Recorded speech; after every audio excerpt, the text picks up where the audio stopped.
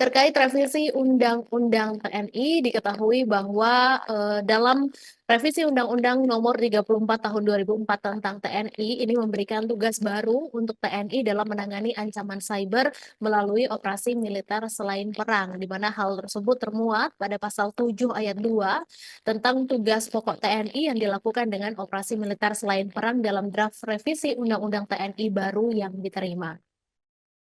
Di mana dalam draft Undang-Undang TNI baru, khususnya pada bagian penjelasan angka 15 juga disebutkan yang dimaksud dengan membantu dalam upaya menanggulangi ancaman cyber adalah TNI berperan serta dalam upaya menanggulangi ancaman cyber pada sektor pertahanan. Nah, tugas pokok baru dalam revisi Undang-Undang TNI itu pun menimbulkan kekhawatiran Tribuners bagi sebagian kelompok masyarakat, khususnya para pegiat demokrasi dan juga mereka yang menaruh perhatian pada isu-isu kebebasan berekspresi di media sosial.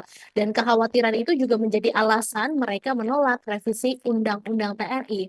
Kemudian dalam menjawab hal tersebut, Kepala Biro Informasi Pertahanan sekaligus juru bicara Kementerian Pertahanan Brigjen TNI Frega Wenas Kiriwang menjelaskan bahwa kewenangan TNI dalam ranah cyber ini diorientasikan pada aspek pertahanan dan tidak berkaitan dengan regulasi ataupun kontrol informasi publik. Jadi artinya tugas utama TNI dalam konteks tersebut adalah melindungi dan mengamankan sistem pertahanan nasional dari ancaman cyber, dan semua tindakan yang dilakukan TNI ini tetap berada dalam kerangka hukum dan sesuai dengan aturan perundang-undangan yang berlaku.